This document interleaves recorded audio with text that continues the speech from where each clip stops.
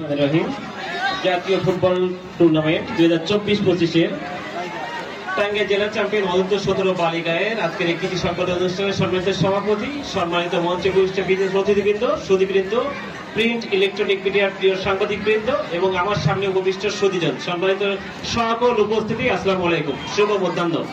ভালো আছি আমরা সবাই?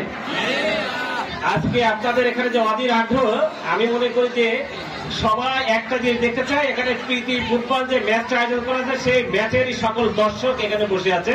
প্রকৃতপক্ষে আমাদের মঞ্চের কোন বক্তার বক্তব্য শুনতে আসেন নাই, তারপরেও যেহেতু এসেছি দুইটি কথা আপনাদের আমি বলবো না, আমি মনে করি যে আপনাদের কথাটাই আমি আমার মুখ দিয়ে বলতে চাই। শুনবেন তো সবাই?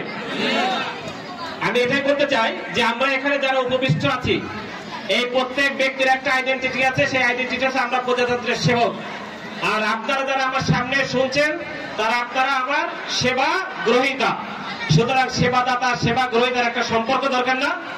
আজকে আমি এখানে এসেছি, আমার প্রশাসনের সকল স্তরের কর্মকর্তাবৃন্দ এসেছে একটাই উদ্দেশ্য, সেটা হচ্ছে এই এলাকাবাসীর, এই নলমাবাসীর তাদের সুখে দুঃখের কথা শুনতে, তাদের সাথে সম্পর্ক তৈরি করতে, অন্য কোনো উদ্দেশ্য নয়।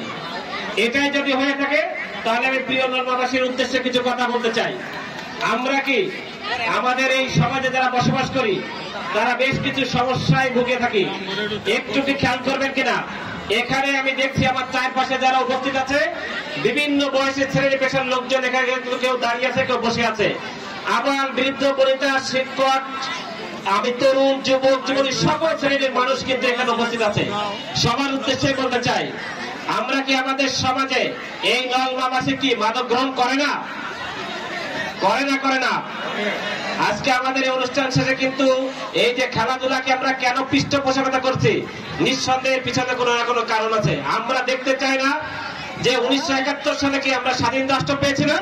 স্বাধীন রাষ্ট্র পাওয়ার পরে 54 বছরে কিন্তু আমাদের স্বাধীনতা সে সুফল কিন্তু ভোগ করতে পারে নাই, যার কারণে যে আমাদের এই তরুণ প্রজন্ম, যাদেরকে আমরা জেনজি প্রজন্ম বলে থাকি, এই প্রজন্ম কিন্তু রাজপথ রক্তের দেশপত্রিকার স্বার্থে যখনই মনে হয় যে আবারও রক্তে রঞ্জিত করে এই এলাকার মানুষের শুধু নয়, এই ঘাটাইলবাসীর শুধু নয়, সব তরুণ প্রজন্ম, যুবক যুবতী, তারা যদি কখনোই বিপদগামী হয় তাহলে কি আমার বাংলাদেশ কি সঠিক পথ দেখবে?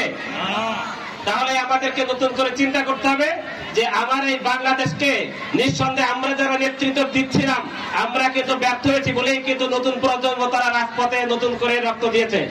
আমরা চাই এমনই একটা বাংলাদেশকে নতুন করে বিনির্মাণ করতে। এই বাংলাদেশ হবে সবার বাংলাদেশ, এই বাংলাদেশ হবে বৈষম্যহীন বাংলাদেশ, দুর্নীতি মুক্ত বাংলাদেশ, অনিয়ম মুক্ত বাংলাদেশ, সুখী সমৃদ্ধ বাংলাদেশ। এমন বাংলাদেশকে আমরা দেখতে চাই কিনা? যদি সেটাই চাই তাহলে আমাদের সবাইকে এক বাক্যে বলতে হবে মাদককে না। আমরা কি মাদককে না বলতে পারবো?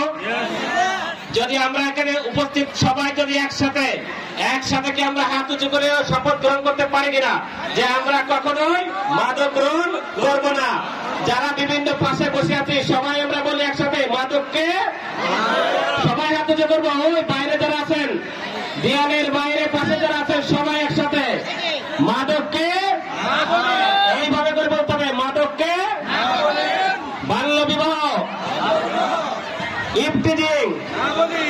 এই এলাকার একটা বিশেষ বৈশিষ্ট্য আছে, ঘাটাইলকে মানুষ চিনে কি হিসেবে? পাহাড়ি এলাকা হিসেবে, ঠিক না? এখন আপনারা কি জানেন কিনা সৃষ্টিকর্তা বিভিন্ন দেশ বিভিন্ন ভৌগোলিক বৈশিষ্ট্য বিভিন্ন ভাবে তৈরি করেছেন। এই ঘাটাইলের সাথে বিশেষ সম্পর্ক রয়েছে, এখানে পাহাড় বাটিরার, কোন এলাকায় নদী, কোন এলাকায় সমুদ্র, কোন এলাকায় বনাঞ্চল আছে না?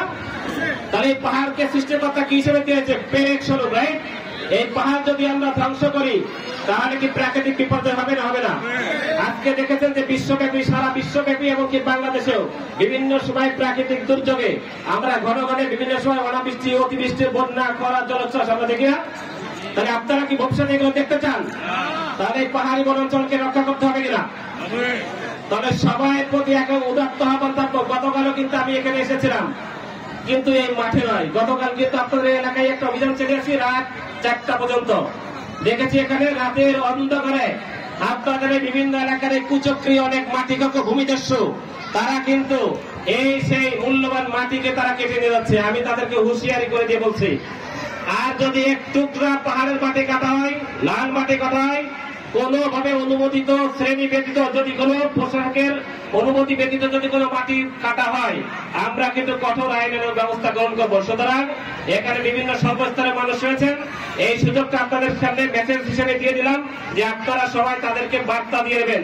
এমন যদি কোনো অনিয়ম আমাদের চোখের সামনে পড়ে, আইনের সর্বোচ্চ প্রয়োগ করতে আমরা কিন্তু পিছুপা হব না। সুতরাং সবাই যার যার অবস্থান থেকে যদি আমরা একটুখানি এগিয়ে আসি, তাহলে এই ঘাটাইলকে নতুন করে বিনির্মাণ করা আমাদের জন্য মোটেই দূরের কোন স্বপ্ন নয়। আমি মনে করি আজকে যে উদ্দেশ্যে আমরা এখানে বসে আছি, আপনারা একটু খেয়াল করবেন, এই এলাকার যত প্রায় হাজার হাজার জনতা আমি কিন্তু দেখছি এখানে বসে আছে। এখানে অনেক বৃদ্ধ মানুষ আমার চোখের সামনে বসে আছে। আমি যদি দুইটা কথা বলতে চাই, 2-5 মিনিট সময় নিতে চাই, আপনার সময় নিতে রাজি আছেন? এখানে কি আমাদের যারা সিনিয়র সিটিজেন, 65 ঊর্ধ্ব বয়স বা বৃদ্ধ পিতামাতা, আমাদের কাছে প্রতিনিয়ত অভিযোগ আছে যে মাদকের সন্তান তার পিতামাতাকে নানাভাবে নির্যাতন করছে। এই ধরনের অভিযোগ আমাদের কাছে প্রতিনিয়ত আসে।